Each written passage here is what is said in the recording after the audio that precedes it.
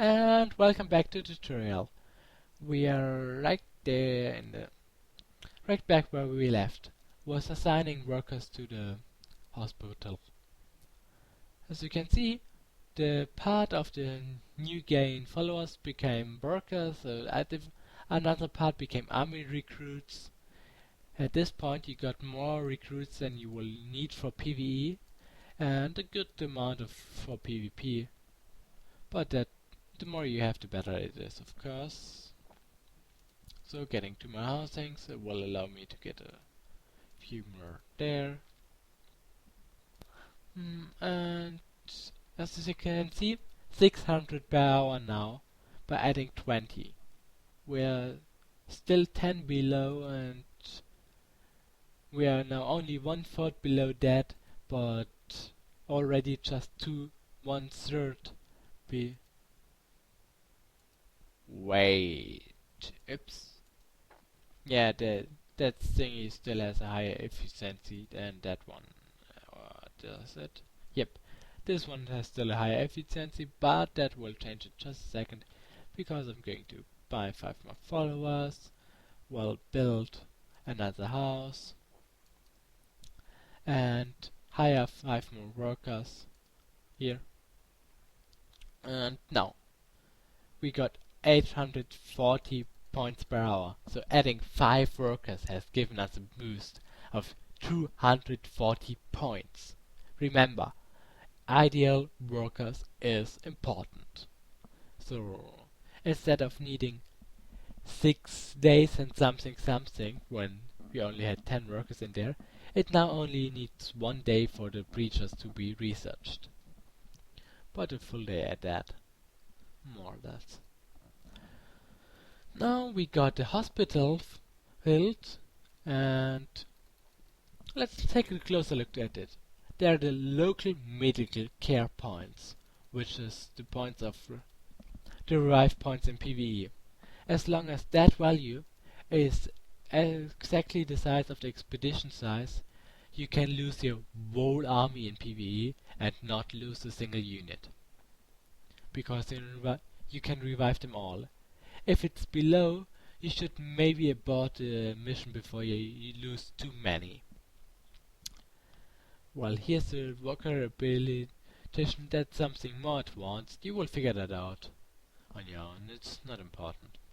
And the field medical care is how many revive points you got in PvE. Currently we got 203 points, which boils down to a little bit less than 7 units revived after PvP, so you don't want to lose more than 6 units currently. Yeah. Remember that value is really important. You don't want to lose your whole army in PvP and then have to wait for them all to come back as new followers, especially not in the early era. It's way less of an issue later on when you got tons of recruits and don't need them all. Then you can just lose a unit and use your recruits, which still have to replace it. Yeah, like it's the we have reserves playing style. Anyway, now that those 2 buildings are completely filled with workers, the next building you will want to fill is the ministry for the housing. Okay, so that's what we will do right now. I'm going to solve half of those and put them there to solve. As you can see, before we had not about, maybe about the same, little bit more than that. Let it be 18 soldiers or something. And they gave a lot more gnosis, because the more gnosis you have. Oops. Please refresh your browser, content is out of date. Yeah. Did some mistake there. Oops. Yeah, anyway. The gnosis gains are diminishing. The more gnosis you have, the less you get. But it gets counted for every single soul shot. so there's no need to stack them up all high. It just there's no difference between dissolving 5 times 100 and 1 time 500 soul shards. So yeah.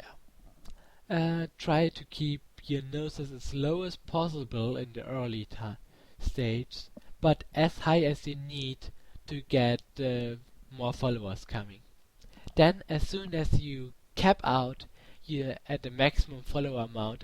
I think it's somewhere 1,200 without trades and 1,440 with the more land trades.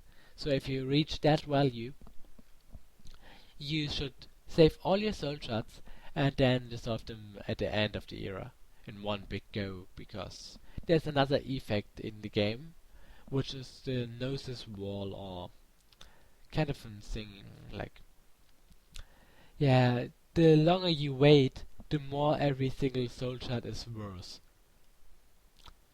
So while one soul shard might by my Gnosis level currently be worth like 1 Gnosis, tomorrow it will be worth 1.1 Gnosis or something like that. That was just a made up number, but you get what I mean. Anyway, we got some quest items here, and well, apparently, okay, my convergence already finished the Swamp Skull quest line, so I can dissolve those Swamp Skulls because we don't need them anymore. But we haven't finished the Subtle Prosperous. Yeah, we only got 8 from 40 there. So I'm going to take those two. Well, first I click on Convergence Trait. Then I take those two Subtle Fragments, select Convergence Vault.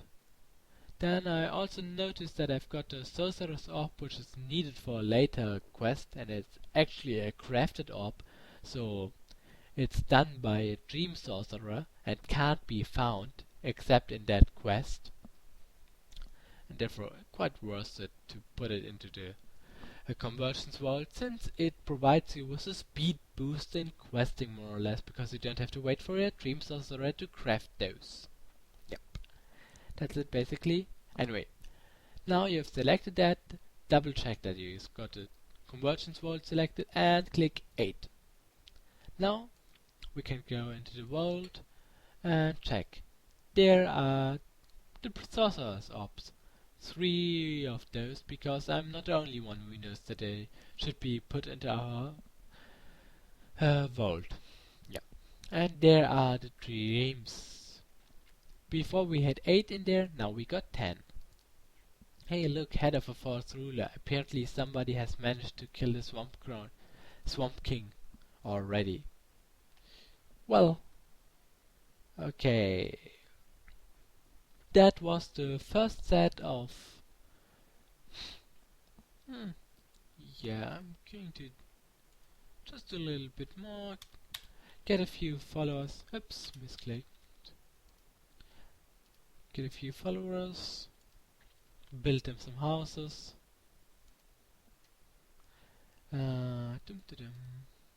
Oops, need 3 more there, so I get 2 more there. And I will recruit them without actually seeing them. Okay. Now I've got some in my ministry building, that's good.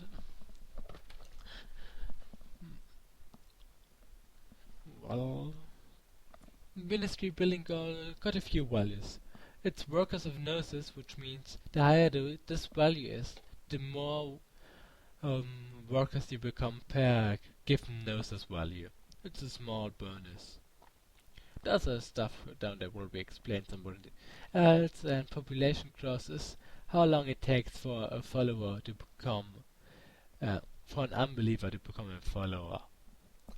It's basically for one of those to become one of those, and if you've got enough housings, one of those. Yep. Let's see, what can I say about the management there? Here's the altar of Xynos.